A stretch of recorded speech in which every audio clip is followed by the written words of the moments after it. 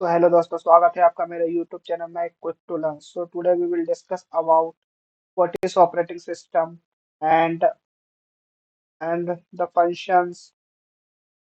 functions and components of operating system. So first is what is operating system. So an operating system is a interface between a computer user and computer hardware.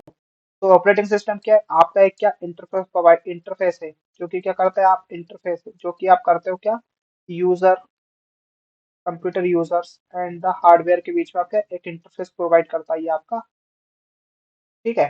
तो ये होता है क्या, अरे operating system is the interface between the computer user and computer hardware. तो an operating system which perform all the basic tasks like file management, memory management, process management, handling input output and controlling peripheral device such as disk drive and pointer। तो operating system करता क्या है? जैसे मान लीजिए ये user, ठीक है, ये आपका यूजर हुआ, ठीक, एंड ये आपका हार्डवेयर, ठीक। इन दोनों के बीच में एक कम्युनिकेशन प्रोवाइड कराता है, उसको हम बोलते हैं ऑपरेटिंग सिस्टम। ऑपरेटिंग सिस्टम बोलते हैं। तो ये होता है क्या, operating system. So generally a computer system consists of the following components. So एक कंप्यूटर सिस्टम को बनने के लिए सब ये कंपोनेंट की जरूरत होती है। तो सबसे पहले चार कंपोनेंट। फर्स्ट है सबसे पहले कंप्यूटर यूजर्स। तो कंप्यूटर यूजर कौन हो सकता है? Computer users are the users who use the overall computer system. Computer users वो होता है जो उस पूरे कंप्यूटर को यूज कर रहा है।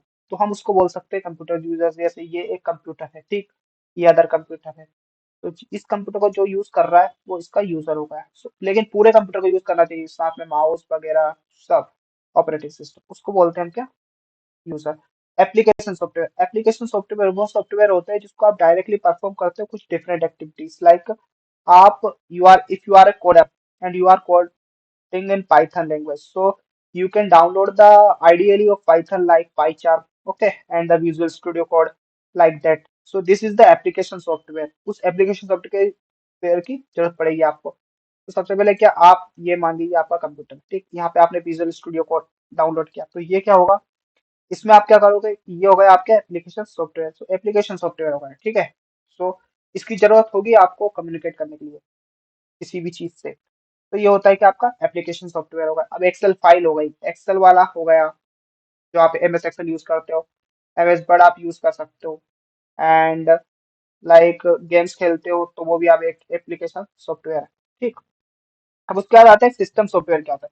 System software are the software which are more complex in nature and they are more near to computer hardware. So this software are usually written in low level language like assembly language and including operating system and my Windows हुआ, ठीक, and Linux, Mac OS, Android. तो ये क्या आपके operating system software है।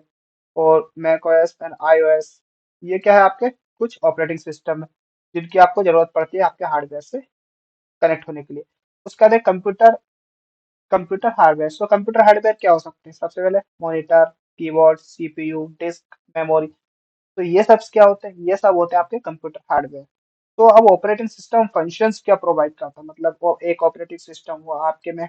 अब if मैं use करता हूँ विंडो, ठीक, विंडो में यूज करता, ठीक, विंडो मैंने यूज किया अपना ऑपरेटिंग सिस्टम। अब ये क्या क्या टास्क परफॉर्म करता है? सबसे पहले प्रोसेस मैनेजमेंट। प्रोसेस मैनेजमेंट में आपको इसके one by one video lecture बाद में बताऊंगा। अभी मैं सिर्फ ओवरव्यू दे देता हूँ। प्रोसेस मैनेजमेंट आपने जैसे सीपीयू क्या करता है, सीपीयू है तो आपको वो प्रोसेस को मैनेज करता है, ठीक। अब आपके पास एक प्रोसेस है, दो प्रोसेस है, तीन प्रोसेस है। अब ये प्रोसेस गई तो ये सीपीयू एग्जीक्यूट कर रहा है, ठीक है, या ये तब एग्जीक्यूट होगी उसके बाद ही आपकी सेकंड प्रोसेस जाएगी। तो ये होती है क्या, प्रोसेस को मैनेज करने का तरीका। उसके बाद हम आते हैं कि इनपुट आउटपुट डिवाइस। हाँ, इनपुट आउटपुट डिवाइस को भी आप मैनेज कर सकते हो। उससे कैसे? इनपुट आउट डिवाइस को आप मैनेज करते हो कि आपने कीबोर्ड कनेक्ट किया अपने कंप्यूटर से, तो आप एज अ प्री, मतलब कंट्रोल सी प्रेस कर रहा हो तो कंट्रोल सी से आप क्या करोगे, कॉपी करोगे। तो आप जब उस एप्लीकेशन को यूज करोगे तो वहां पे एक इंटरफेस प्रोवाइड करेगा सॉफ्टवेयर से, आप उस क्यों कर सकते हो, मैनेज कर सकते हो। फाइल मैनेजमेंट, कैसे डिलीट करनी है, ये सब क्या करता है, ऑपरेटिंग सिस्टम करता है। नेटवर्क को मैनेज करता है कि किससे कनेक्ट होना है। मेमोरी को मैनेज करता है, सीपीयू में जाती है मेन मेमोरी, इसमें रोम, और रैम को भी यही करता है। ठीक है। उसके बाद आपकी सेकेंडरी स्टोरेज को भी यही करेक्ट करता है। सिक्योरिटी, जिसको हम फायर, ठीक है, उससे इशू कर सकते हैं। तो उसके बाद आता है कमांड इंटरप्रेटर सिस्टम को भी मैनेज यही करता है। ओवरऑल सिस्टम को यही कंट्रोल करके रखता है।